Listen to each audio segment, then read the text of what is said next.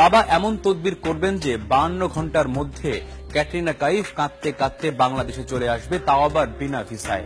দেখি ক্যাটরিনাকে পাওয়া যায় কিনা।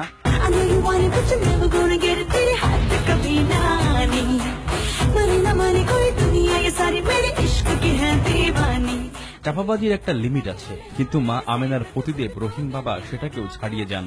আমার একটা বন্ধু আছে, ওনার কি বলবো, আর একটা বন্ধু আছে ঢাকা ইউনিভার্সিটিতে পড়ে, তো ও ক্যাটরিনার খালি দেখে, ছবি দেখে, খালি ক্যাটরিনার আজেবাজে জিনিস দেখে, খালি বলে যে ক্যাটরিনার বিয়ে করবো। ক্যাটরিনার হইব কিনা এরকম হবে, ক্যাটরিনা হবে 100 বার হবে, পয়সা খরচা কত টাকা লাগবে? 41,000 টাকা লাগবে ক্যাটরিনার। ও আমি তো চিন্তা করেন বাবা।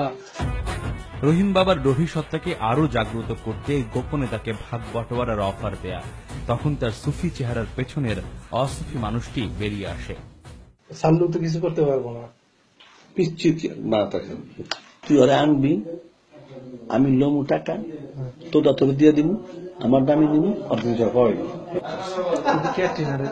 হ্যাঁ বলছে পাবে, 100% পাবে, 100% পাবে।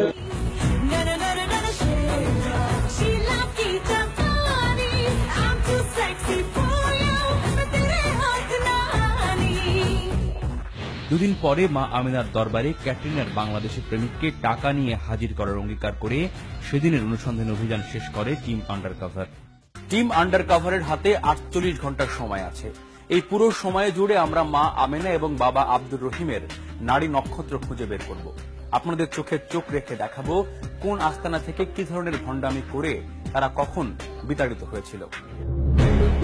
আব্দুর রহিমের চেম্বার সিদ্ধিরগঞ্জের 4 নং মিতালি মার্কেটে। ঠিকানায় পৌঁছে প্রথমে একে ওকে জিজ্ঞাসা, 4 নম্বর মিতালি মার্কেট কোনটা? মোটামুটি চিরুনি অভিযান চালিয়েও মিতালি মার্কেটের কোথাও এশিয়া হারবালের টিকিটাও খুঁজে পাওয়া গেল না। এশিয়া হারবালের কোনটা? তবে তাকে খুঁজে না পাওয়া গেলেও জানা গেল মা আমেনা আর বাবা আব্দুর রহিমের অজানা অনেক কথা। ভাই এশিয়া হারবাল কোথায় বলতে পারেন? ওই বিল্ডিং এর 4 নম্বর মিতালি মার্কেট। তো নাই, 2 বছর ধরে। হ্যাঁ নাই তো, 4 তলায় আছিল, নাই 20 টাকা। আপনি কিসের জন্য খুঁজতেছেন? আমারও কিছু ছিল। কি ছিল আপনার? টাকা পয়সার হিসাবে।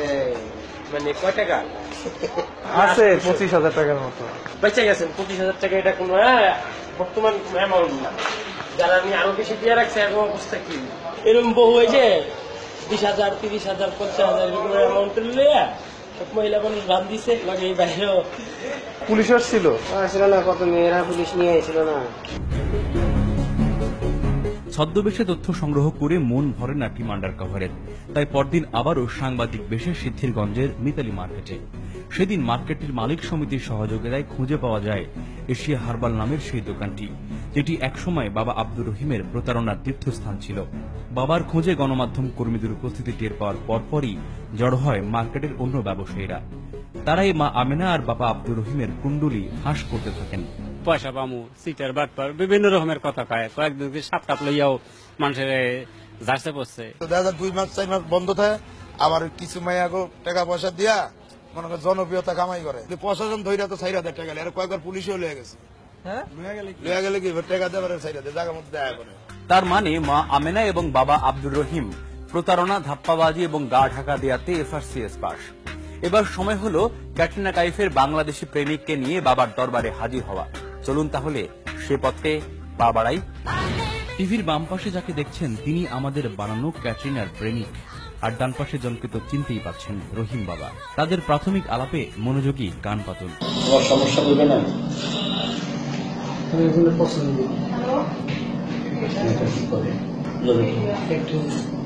ক্যাটরিনা বয়স কত? 100%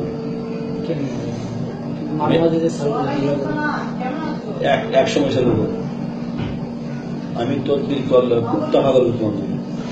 চাপাবাজি কি এবং কাহাকে বলে তার জীবন্ত প্রমাণ এই বাবা হুজুর। দেখুন কি কি বলেন তিনি।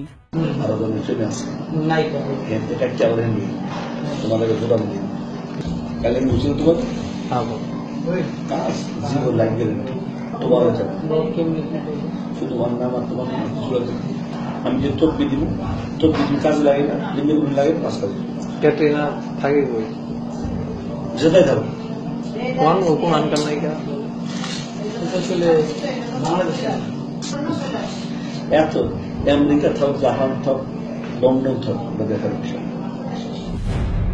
টিম আন্ডারকভারের ছদ্মবেশীয় অংশ যখন বাবার বয়ানে মুশকুল, তখন অন্য একটি টিম বাইরে সিগন্যালের অপেক্ষায়। সিগন্যাল পৌঁছাতেই দরজায় কলিং বেল বেজে ওঠে।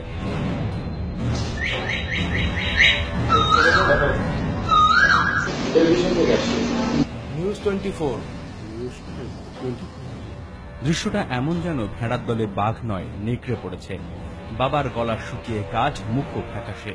বিজ্ঞাপন দিচ্ছেন তো আপনার ওয়াইফের নামে, তো কাইন্ডলি তার কথাই বল। আপনি এখন এটা না আপনি বলেন না আমি বলছি আপনি এগুলো রাখেন বসেন কথা কোন না, কথা তো আপনার সাথে শেষ তার আর ভাই রাখো ভাই রাখো আপনার ভাই। ওয়াইফকে ডাকেন। ছোট ভাই রাখো এটা রাখো যতক্ষণ থাকবো না ভাই তুমি রাখো কথা বলতেছি তো আচ্ছা আপনি বলেন সরি পরিস্থিতি সামলে বাবার সমঝোতার প্রস্তাব দেয়, তাও আবার ক্যামেরার সামনেই। আল্লাহ তো মোটামুটি জ্ঞান দিচ্ছে আমার কমের আপনি যা করবেন অর্থাৎ মানে আমি যদি আপনার সাথে নেগোসিয়েশন করি তাহলে আর কি হবে? আপনি যদি বলেন যে হ্যাঁ সবাই যখন করে আধ্যাত্মিক ব্যবসা আধ্যাত্মিক তদবির দেয়, আর যদি না আমি হারবালের প্রোডাক্ট দিচ্ছি প্রোডাক্টের কাজ করেন প্রোডাক্টের ব্যবসা করবেন। গল্পের নায়ক রহিম বাবার পর এবার নায়িকা মা আমেনার মুখোমুখি টিম আন্ডারকভার। তখন শোনা যায় চোরের মায়ের বড় গলা। জি আপনার নাম কি? আমার নাম রৌনা মা আমেনা। আচ্ছা আপনি মানবেন না, জি আপনি কি আধ্যাত্মিক কাজ জি আমি আধ্যাত্মিক কাজ করি। কিভাবে? আচ্ছা আপনি কি কি ধরনের চিকিৎসা করেন বলেন। স্বামী স্ত্রীর অমিল, প্রেমের ব্যর্থতা, বিদায় যাওয়া, বাধা, পাওনা টাকা আদায় করা, অবাধ্যকে বাধ্য করা, বাচ্চা পোলাপানের লেখাপড়া হয় না, বাচ্চা পোলাপানের যদি কোনো সমস্যা হয়ে থাকে, পাতলা পায়খানা, এগুলো বাতাসের মাধ্যমে এগুলো আমি কাজ করি। আমার বিজ্ঞাপন র্যাব, পুলিশ, ডিবি, সাংবাদিক সবাই দেয়, বিসি এই যে এদিকে তাকান, এদিকে তাকাই দেখেন, এরা যদি না হইতো এরা ডাইকা নিয়ে জিনিসটা দিত না, হ্যাঁ কোনোদিনও না, সব জায়গায় টাকা দিয়ে হয় না। আপনার কার্ড কই? আপনার কার্ড দেন, আপনি দেখেন, আপনার কার্ড দেন, আপনি যে ঢুকছেন এই জায়গা, শোনেন, আপনি যে এখানে ঢুকছেন আপনার কার্ড দেন, আপনি ঢুকছেন আপনার কার্ড দেন। আমার তো পুরো সারা বিশ্বে দেখতে আছে, আপনার কার্ড আপনি দেন, আপনি হ্যাঁ আপনি দেন। এটা তো ভুয়াও হইতে পারে, কেন পুলিশ ডাকবো? পুলিশে আমার বিজ্ঞাপন দেখে।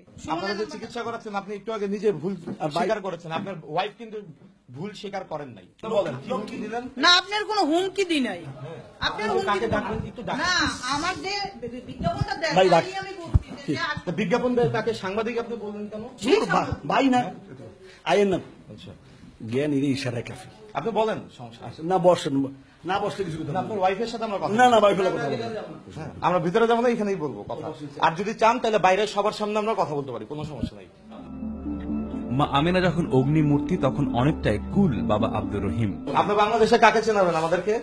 আপনারা যদি আপনার ওয়াইফ যে আমার পরিচয় চাই, আমি পরিচয় দিয়ে যাচ্ছি।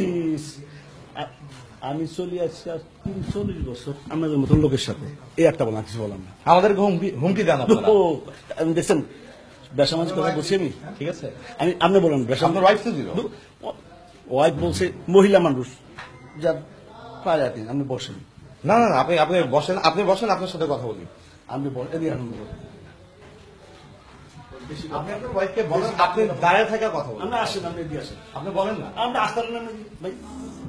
পরিস্থিতি সামলাতে বিনয়ের অবতার হয়ে আবারও দৃশ্যপটে হাজির, বুকে জড়িয়ে টড়িয়ে অস্থির তিনি। আমরা আসলে আপনার ওয়াইফের সাথে কথা বলবো। না বন্ধ করেন তো, হ্যাঁ আপনি কথা বলুন, আমরা চলে যাবো। না না আপনি জ্ঞানী মানুষ, আপনি টুকা ধরে বলছেন যে কথা বেশি বাদ। আমি জানি সাংবাদিক, রিপোর্টার, ক্রাইম রিপোর্টার, এদের সাথে আগে বহুদিন উঠা বসা। হ্যাঁ আমি জানি হে আমার অনেক কিছু করতে পারবো, পচাইতে পারবো, আবার উঠতে পারবো। এরপর নিজের ভণ্ডামির কথা স্বীকার করে ক্ষমা চান সবার কাছে। এই যে চিকিৎসাগুলি যে আপনি করাবেন বলেন মানুষকে, কেন বলেন? না তদবির দেই। হ্যাঁ আমি তো বললাম যে আমি ফুটপাতে ওষুধ বেচতাম আগে, গ্যাস্ট্রিকের আর পাতে। আমি বললাম, আমি সরাসরি বলছি আমি আপনি কি দেখাতে পারবেন যে কাজ হয় এরকম রোগী আপনি নিয়ে আসেন? না, আমরা শুনি, তাকে ডেকে নিয়ে কথা বলি যে সে কি কারণে আসছিলেন।